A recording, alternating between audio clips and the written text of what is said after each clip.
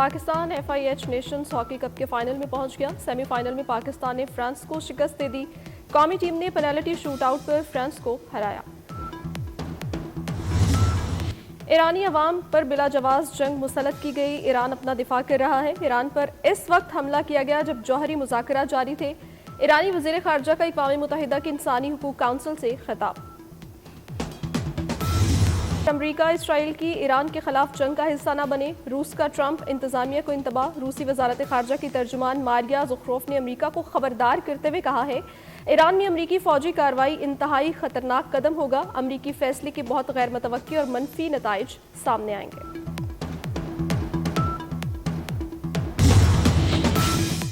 Israel Iran जंग पर UN सलामती कौंसिल का इजलास आज होगा। ईरान ने मुज़ाकरात को इसराइली हमले रोकने से मशरूत कर दिया। ईरानी सदर का इसराइली हमले रुकने तक किसी से मुज़ाकरात ना करने का ऐलान। मसूद पज़ेश्कियान ने कहा, दुश्मन की जाहिरियत को गैर मशरूत तौर पर रोकना है। हमने हमेशा अमन व अमान की कोशिश की है। अमन के लिए सियाहुनी दहशत गर्दों की मुहिम जोई को हमेशा के लिए ख़त्म करना ज़रूरी है।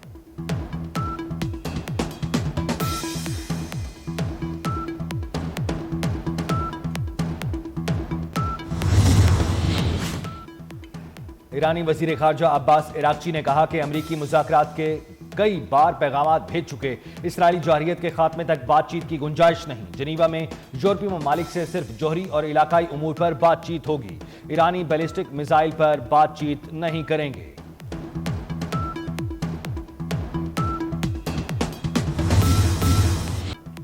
ईरान ने एक बार फिर इसराइल पर मिसाइलों की बारिश कर दी। इसराइली दिफाई निज़ाम मिसाइल रोकने में नाकाम।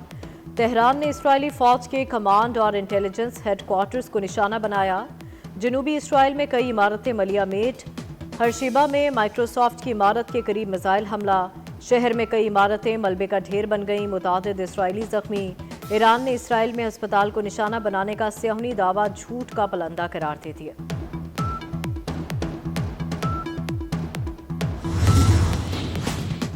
हमारी जवाबी कार्रवाई अभी मुकम्मल नहीं हुई, उसे जरूर मुकम्मल किया जाएगा। ईरानी पासदाराने इनकलाब के साबिक सरबराह मेजर जनरल मोहसिन रजाई का आलमी बरादरी को पैगाम। कहते हैं, दुश्मन को गलत अंदाजे लगाने पर मजबूर करने में कामयाब हुए हैं। जंग में सैकड़ों मिसाइल दाग चुके, दर्जनों मिसाइलों ने उनके नाम निहाद आयरन डोम को चीर डाला। फिलहाल जंग बंदी का मतलब एक नई जंग को दावत देना होगा।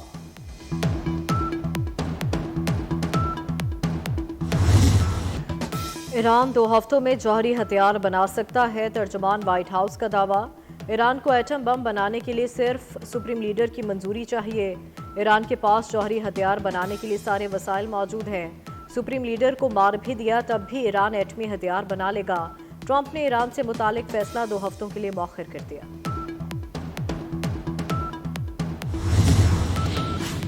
अमेरिका इसराइल की ईरान के खिलाफ जंग का हिस्सा ना बने, रूस का ट्रंप इंतजामिया को इंतबाह। रूसी वजारत खारजा की तर्जुमान मारिया ज़ुखरोफ ने अमेरिका को खबरदार करते हुए कहा है, ईरान में अमेरिकी फौजी कार्रवाई इंतहाई खतरनाक कदम होगा। अमेरिकी फैसले के बहुत गैर मुतवक्के और मनफी नताइज सामने आएंगे। मशरिकी वस्ता की कशीदा सूरत हाल के लिए कोशिशें। चीनी सदर शी जिनपिंग का कहना है, रूसी सालसी कशीदगी में कमी में मददगार हो सकती है। मुमकिन अमरीकी मुदाखलत एक और खौफनाक कशीदगी का सबब होगी। चीनी सदर ने खित्ते में अमन के लिए 4 अहम तजावीज़ भी पेश कर दी।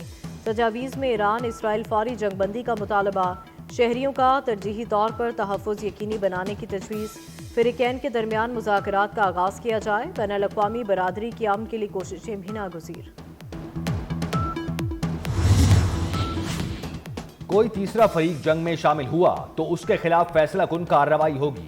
ईरान की सुप्रीम नेशनल सिक्योरिटी काउंसिल ने मुतनब्बे कर दिया। कहा, ईरान का फौजी और स्ट्रेटेजिक रद्द-ए-अमल फौरी और पहले से तयशुदा तरीके के मुताबिक होगा। साबिक ईरानी वजीर खारजा जवाद ज़रीफ भी मैदान में आ गए। बोले, ईरान तय करेगा जंग कैसे खत्म की जाएगी। हमलावर कोई भी हुआ, ईरानी कौम उसे नॉकआउट कर देगी।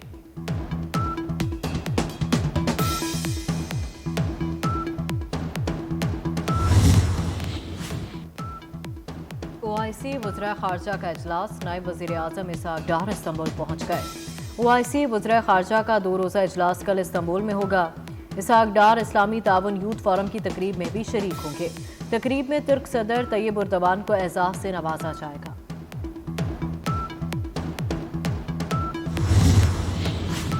पाकिस्तान ने दहशतगर्दी के खिलाफ जंग में सबसे ज्यादा जानी और माली कुर्बानियां दी। फील्ड मार्शल आसिम मुनीर का वॉशिंगटन में थिंक टैंक, पॉलिसी माहिरीन और आलमी मीडिया से तफसीली मुकालमा। खिताब में कहा, पाकिस्तान इलाकाई कशीदगी को कम करने में जिम्मेदाराना और फाल किरदार अदा करता रहेगा। फील्ड मार्शल ने IT, ज़राअत, मादनियात में पाकिस्तान की पोशीदा सलाहियतों पर रोशनी डाली। आलमी सरमायाकारों को पाकिस्तान में सरमायाकारी की दावत दी। शुरका ने सैयद आसिम मुनीर की दो टोक गुफ्तगू और पाकिस्तान की उसूली पॉलिसियों को सराहा।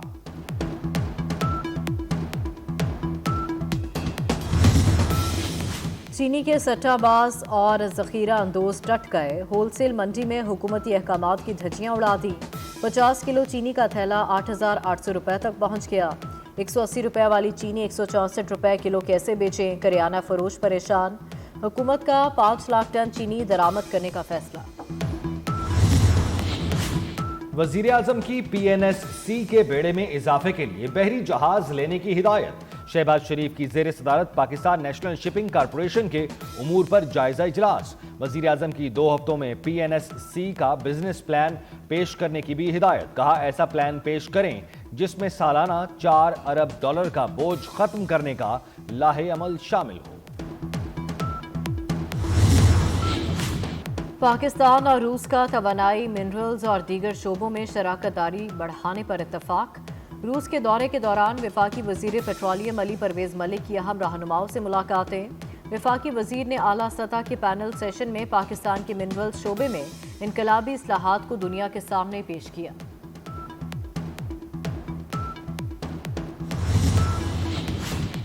बैरून ममालिक कामयाब सिफारती मिशन चेयरमैन पीपल्स पार्टी बिलावल भुट्टो आज रात वतन वापस लौटेंगे। बिलावल भुट्टो का वालेहाना इस्तकबाल किया जाएगा।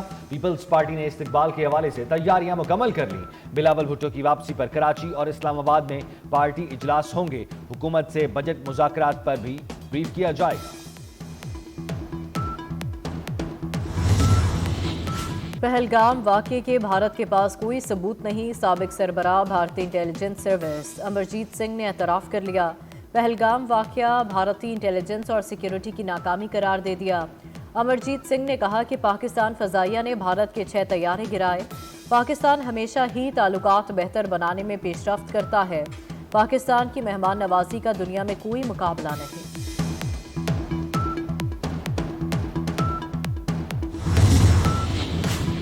गवर्नर सिंध के दफ्तर को ताला लगाने के खिलाफ दायर दरखास्त की समाअत। सिंध हाई कोर्ट ने कायम मकाम गवर्नर को रिहायशी कमरों के अलावा दीगर दफातर तक रसाई की इजाजत दे दी। 23 जून के लिए प्रिंसिपल सेक्रेटरी से रिपोर्ट भी तलब कर ली। हुक्म दिया कि अदालती हुक्मनामे की कॉपी सदर और principal secretary governor house Sindh को इरसाल की जाए।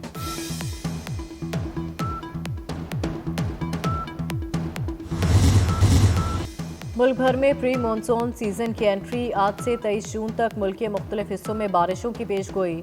महकमा मौसमियात ने बलूचिस्तान, पंजाब, खैबर पख्तूनख्वा, गिलगित बल्तिस्तान और कश्मीर में बादल बरसने की नवीद सुना दी।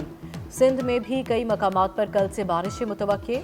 कराची में आज बारिश से गर्मी की शिद्दत में कमी आ गई।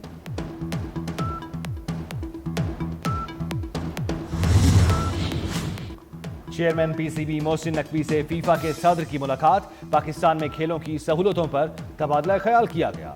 दोनों रहनुमाओं ने क्रिकेट और फुटबॉल की बढ़ती हुई मकबूलियत का जायजा लिया। मोहसिन नकवी ने फीफा के सदर को दौरे पाकिस्तान की दावत दी, जो उन्होंने कबूल कर ली।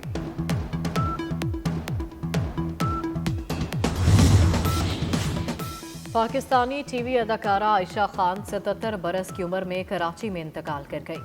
सीनियर अदाकारा की लाश गुलशन इकबाल में फ्लैट से मिली।